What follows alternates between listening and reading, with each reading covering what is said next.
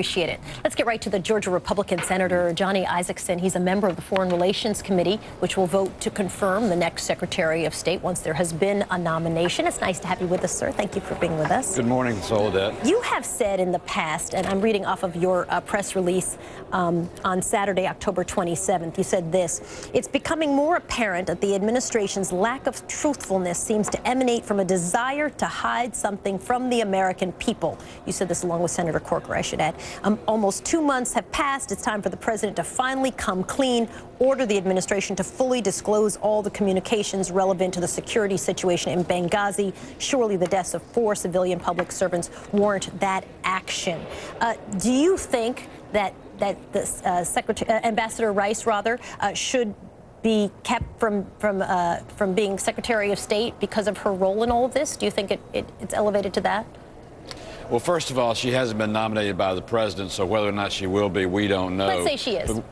Well, if she is, then she'll come before the Senate's Foreign Relations Committee, and we'll get the answers to questions. And quite frankly, if we don't get some resolution to the questions regarding Benghazi and the death of Chris Stevens, then I doubt very seriously that she would be confirmed. But if we get the truth, and you know what you don't want to do, Soledad, is shoot the messenger.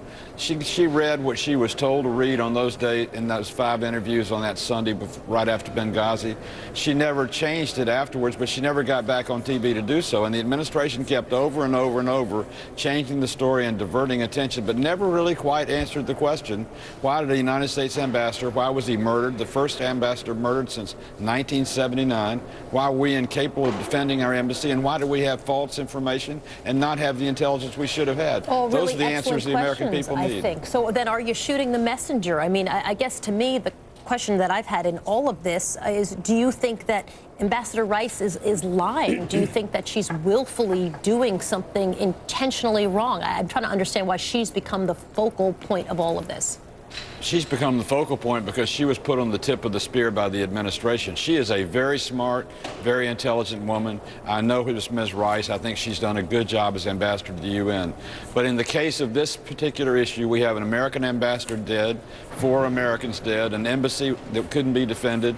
We've got diplomats all around the world representing our country. You have to ask the question, can I be protected if the same thing happens to me? And the administration needs to come forward from the top down, to beginning with the president, and let's have a timeline that makes sense. Let's know what we really did know, and let's find out what we did wrong and make sure we never do it again. Why is the Secretary of State not getting the bulk of the blame for this? I mean, you know, you said you thought she was bright. I believe I'm quoting Senator McCain, who said not bright and called her incompetent as well. So I don't understand why everyone's not calling Hillary Clinton on the carpet, which has not happened. She has said the buck stops with her, or some version of that. I guess I'd love you to explain that to me. Well, quite candidly, in the first briefing that we had, and I forget the exact date, but it was about the 3rd or 4th week of September, Secretary Clinton was the first person in the administration to acknowledge that this was a terrorist attack. So I think she's been forthcoming in the disclosures that have taken place. It's the administration, even D.I. Clapper, National Intelligence Director Clapper, it was only a week or so ago that he finally acknowledged that they'd done the scrubbing of what had been released in terms of the talking points. So there are a lot of people that need to be held accountable. Senator Roland Martin here. Now I'm confused. You just said that we need to understand about security, why was it in place? But the problem is Secretary Clinton, that was her department. And so that's why I'm confused. So is it a question of who acknowledged a terrorist tie, or who was responsible for approving security, those kind of issues? That's the fundamental issue. Well, maybe a better question to ask of him is this: if she had gone ahead, sir, and said the CIA and revealed al-Qaeda, right? She was the change in the script, essentially. The talking point said, don't say al-Qaeda, say extremists. If she had gone ahead and said, listen, I know some classified information, let's say al-Qaeda, wouldn't that have been even more devastating? Wouldn't that have been a bigger problem? Wouldn't they be after her for that today? Well, the truth is always what should be told, and the truth and the knowledge of the truth is what everybody should represent, regardless of the consequences of doing it. So I guess I don't hear the same calls for the head of someone. I don't hear the same frustration with the CIA. which has said that they were the ones who wrote the talking points. I don't hear the same frustration, even with the president, who has said the buck stops with him. I don't hear the same frustration with Hillary Clinton.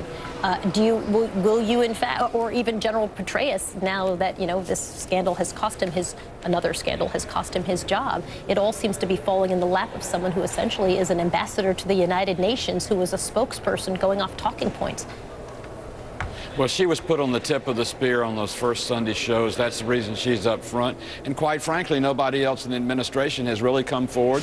I give the president credit. He did say, don't blame her, blame me. And that's why I'm saying he needs to give us the answers to the questions we don't know the answer to.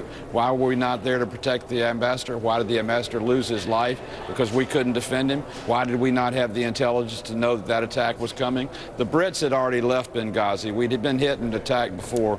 We had evidence there might be an attack. We were unprepared to protect the United States ambassador, and that's the answer the administration needs to give us. Senator Johnny Isakson joining us this morning. He's a Republican from Georgia. Nice to have you with us, sir. We certainly appreciate your time. Thank you, Soledad. You bet.